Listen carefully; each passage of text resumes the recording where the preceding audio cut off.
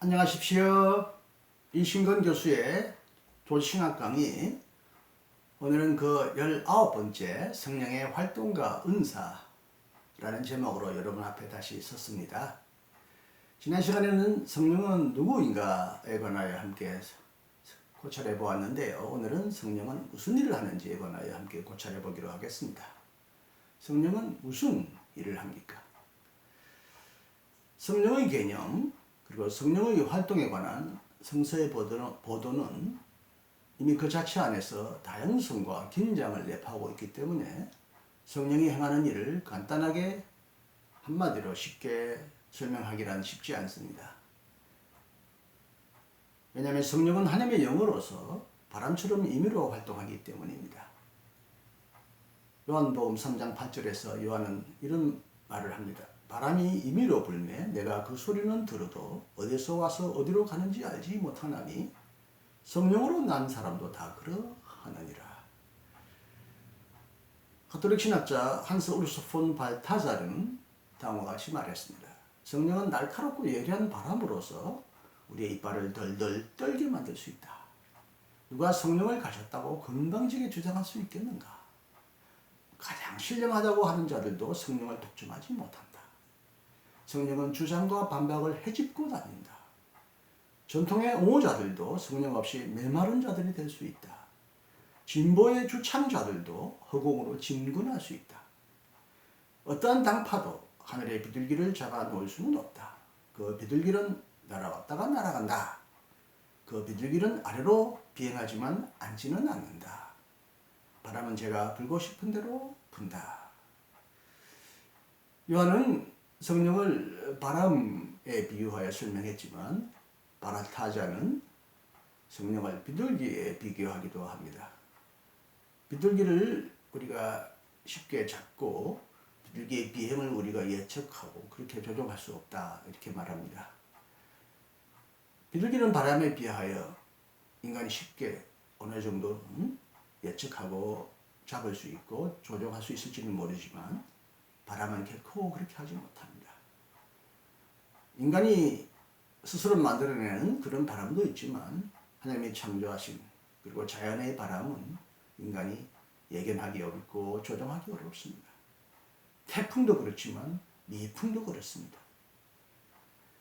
성령은 하나님의 한 분, 성령의 한 위격, 그리고 하나님의 능력을 의미할 뿐만 아니라 하나님의 자유, 하나님의 신비를 나타내기 때문에 세계와 역사 안에서 그리고 인간의 경험 안에서 성령의 활동을 직접 곧바로 읽어낼 수는 없습니다. 그러므로 우리는 말씀에 늘 주목해야 하고 특히 그리스도의 계시에 주목해야 합니다. 왜냐하면 성령은 그리스도의 계시 안에서 가장 명백하게 계시된 그리고 지금도 계시되고 있는 하나님의 정말 능적인 선물이기 때문입니다. 성령이 하는 일을 세 가지 범주에서 설명을 드릴 텐데, 첫째, 창조 안에서, 창조 세계 안에서 활동하는 영에 관하여 말씀드리겠습니다. 구약 성서에서는 하나님의 영의 활동을 하나님의 창조 활동으로 보는 본문이 자주 나옵니다. 창조의 사건 속에서 하나님의 영이 강력하게 활동했습니다. 하나님의 영은 수면 위에 운행하시느니라. 만물은 하나님의 입김, 하나님의 영으로 생겨났습니다. 여호와의 말씀으로 하늘이 지음이 되었으며 그 만상을 그의 입 기운으로 이루었도다. 모든 생명, 특히 인간의 생명은 하나님의 영의 활동으로 이해되었습니다. 여호와 하나님이 땅의 흙으로 사람을 지으시고 생기를 그 코에 불어넣으시니 사람이 산 생명이 되니라. 여호와의 말씀으로 하늘이 지음이 되었으며 그 만상을 그의 입 기운으로 이루었도다. 하나님의 영이 나를 지으셨고 전능자의 기운이 나를 살리시느니라. 모든 인간은 항상 전능자 하나님의 기운 덕분에 생명을 유지하고 있습니다. 이것은 생명이 인간의 소유가 아니라 하나님의 소유요 하나님의 선물임을 의미합니다. 하나님은 자신의 영 안에서 세계를 창조하시고 보존하시며 유지하시고 갱신하십니다. 하나님과 땅의 창조자이신 하나님은 자신의 우주적인 영을 통해 모든 피조물 안에 임재하십니다. 창조주 하나님은 영의 힘과 가능성을 통해 자신의 피조물 안에 거하시고 피조물을 생기 있게 생동하게 만드시고 만물을 피조물을 유지하시며 피조물을 자신의 나라 영광의 나라 하나님의 나라로 인도하십니다. 그러므로 바울은 다음과 같이 말합니다. 우주와 그 가운데 있는 만유를 지으신 신께서는 천지의 주제시니 이는 만인에게 생명과 호흡과 만물을 친히 주시는 자이심이라. 우리가 그를 힘입어 살며 기동하며 있느니라. 하지만 하나님의 영은 인간이 파악할 수 있는 세계에 제한되어 있지 않습니다. 왜냐하면 하나님의 영은 새로운 창조의 영이기 때문입니다. 그러므로 새로운 창조의 영인 하나님의 영은 새로운 세계를 만들 수 있고 황무지를 낙원으로도 만들 수가 있습니다. 마침내 위에서부터 영을 우리에게 부어주시리니 광야가 아름다운 밭이 되며 아름다운 밭을 숲으로 여기게 되리라고 이사야는 예언합니다. 하나님의 영은 새 인간만을 창조할 뿐만 아니라 죽은 자들도 일으켜 세울 수 있고 새 마음과 새 영, 새 세계를 창조하실 수 있습니다. 에스겔은 환상 가운데서 죽은 뼈가 일어나는 것을 보았는데 이때 하나님의 영이 강력하게 역사했다고 기록하고 있습니다. 두 번째, 개인 안에서 성령이 어떻게 활동하는지에 관하여 한번 고찰해 보기로 하겠습니다. 첫째, 영은 하나님의 영으로서 믿음의 영입니다. 성령은 우리에게 매우 낯선, 보이지 않는 하나님을 보이게 하고 믿게 하는 믿음의 영입니다. 그러므로 영은 불신앙에 저항하고 육과 투쟁합니다. 여기서 육은 영과 대립되는 악한 실체를 의미하는 것이 아니라 특히 바울에게서 육은 인간의 허약함, 불쌍함, 상처받기 쉬움, 그리고 무엇보다도 하나님으로부터 멀어지려고 하는 인간의 탐욕, 인간의 노력, 인간의 자발적인 노력을, 행위를 의미합니다. 그와 달리 영은 하나님을 바라보는 삶, 우리 안에서 활동하시는 하나님의 자신의 행위와 능력을 의미합니다.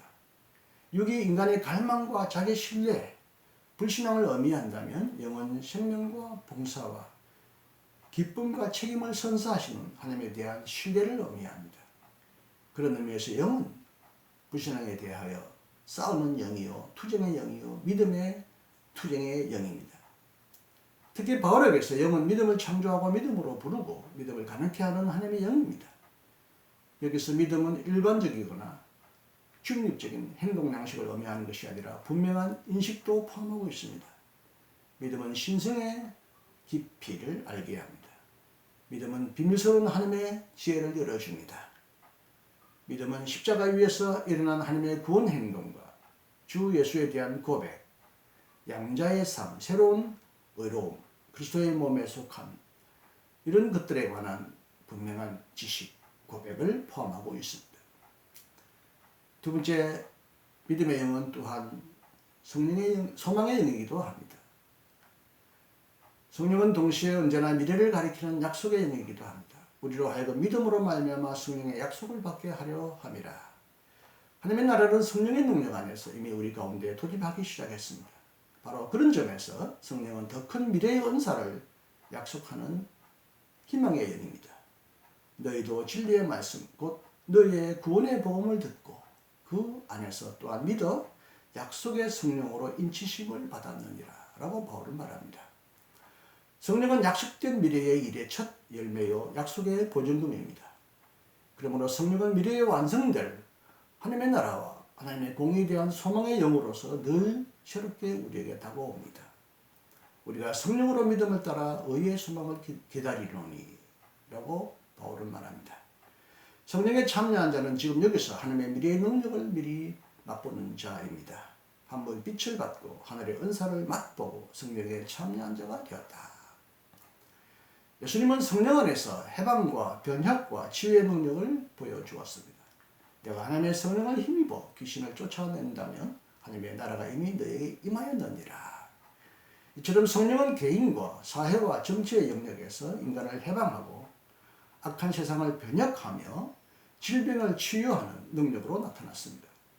그러므로 예수님을 따르는 제자들도 오늘 여기서 성령의 능력을 힘입어 예수님이 하신 일을 계속 수행할 수 있고 수행해야 합니다. 그런 의미에서 아빠, 아멘과 같이 마라나타, 주여 어서 오시옵소서, 이것도 성령 안에서 드리는 기도의 언어라고 할 수가 있겠습니다. 세 번째 성령은 사랑의 영입니다. 육신을 신뢰하는 삶에서부터 자유로워진 삶.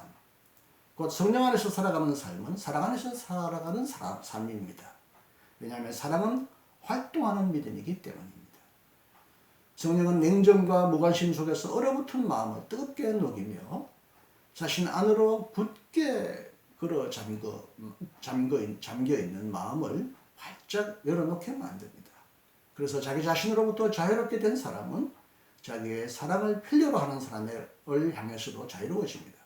그런 모든 것을 인식하게 움켜쥐고 자기 자신만을 위하여 모든 것을 소유하려 하지 않고 남을 위하여 자유로운 공간, 자유로운 마음을 갖게 합니다.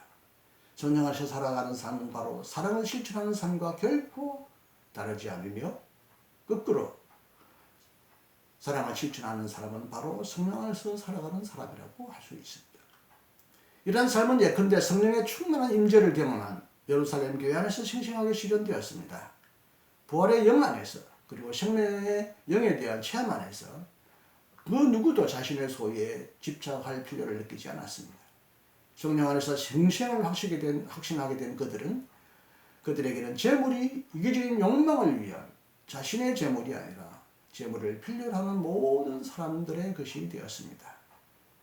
우리가 다 성령이 충만하여 담대히 하나님의 말씀을 전하니라. 믿는 우리가 한 마음과 한 뜻이 되어 모든 물건을 서로 통용하고 자기 재물을 조금이라도 자기 것이라 하는 이가 하나도 없더라. 사도들이 큰 권능으로 주 예수의 부활을 증언하니 우리가 큰 은혜를 받아 그 중에 가난한 사람이 없으니 이런 밭과 집 있는 자는 팔아 그 판 것의 값을 가져다가 사도들의 발 앞에 두며 그들이 각 사람의 필요를 따라 나누어 주었다.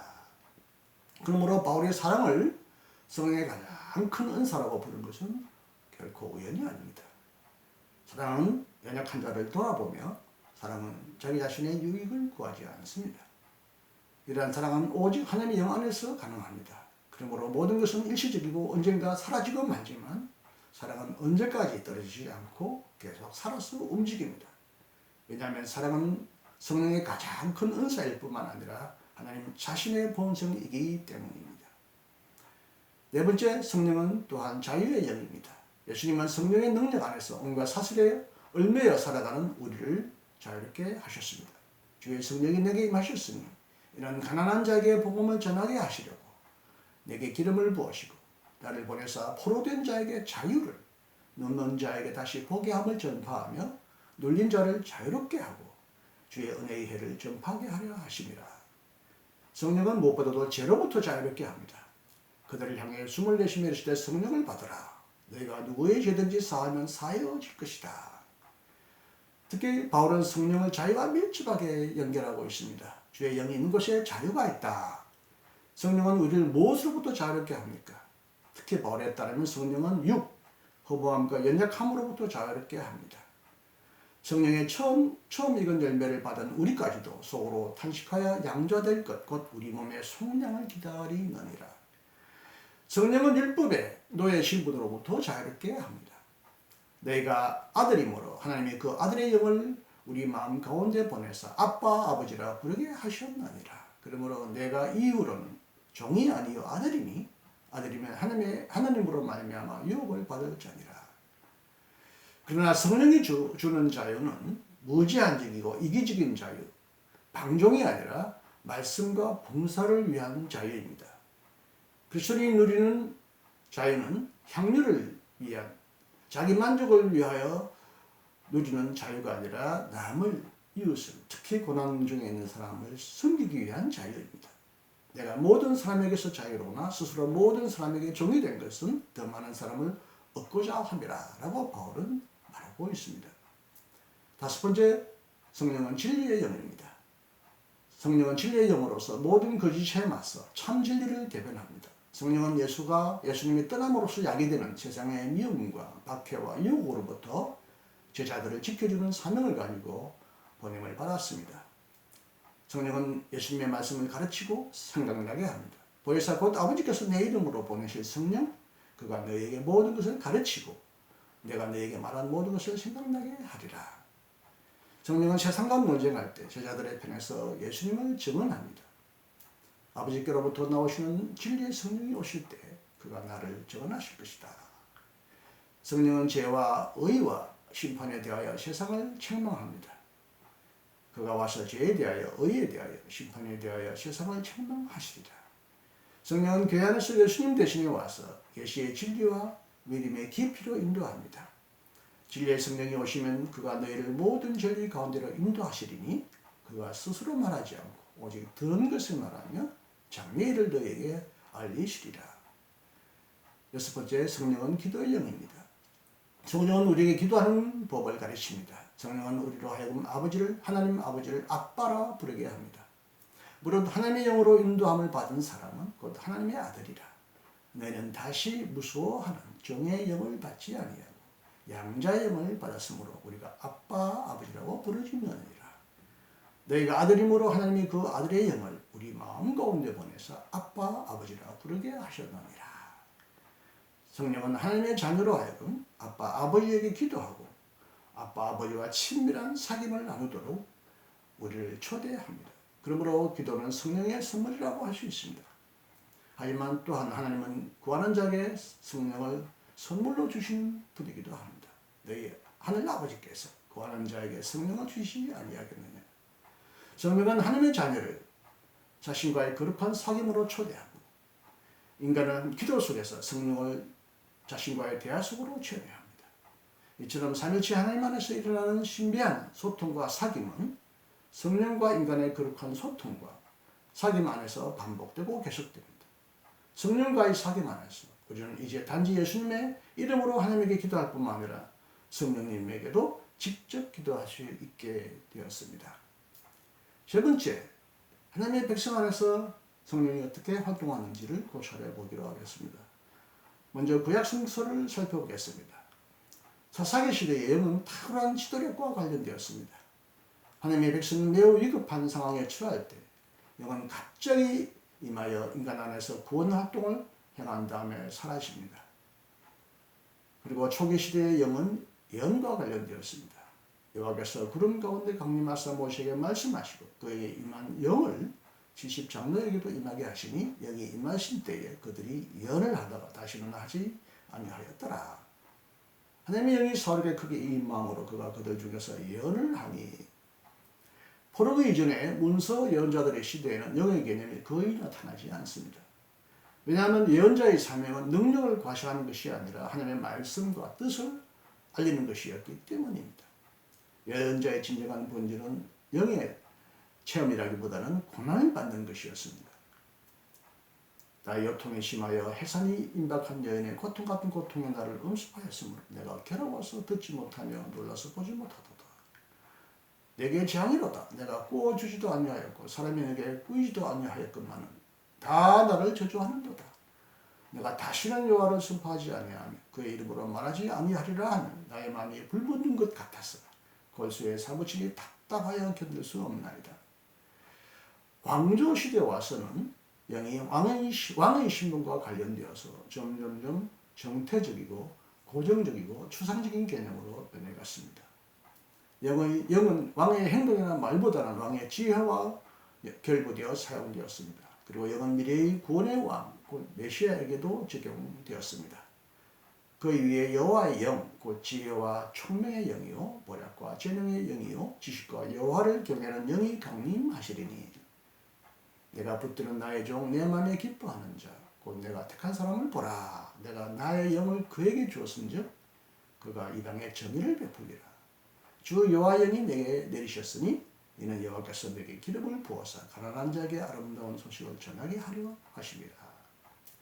후기 연자들에게는 개인적인 영 임재 외에도 집단적인 영 임재가 강조되고 있습니다. 새 영을 너희 속에 두고 새 마음을 너희에게 주되 너희 육신에서 굳은 마음을 제거하고 부드러운 마음을 줄 것이며 또 내 영을 너희 속에 두어 너희로 내 윤례를 행하게 하리니 너희가 내 규례를 지켜 행하지니라. 그대로 갈수록 영은 매우 일반적이고 보편적인 개념이 되었습니다.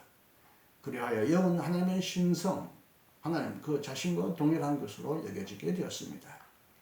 주의 선지자들을 통하여 주의 영으로 그들을 경계하시되 내가 주의 영을 떠나 어디로 가며 주의 앞에서 어디로 피하리까.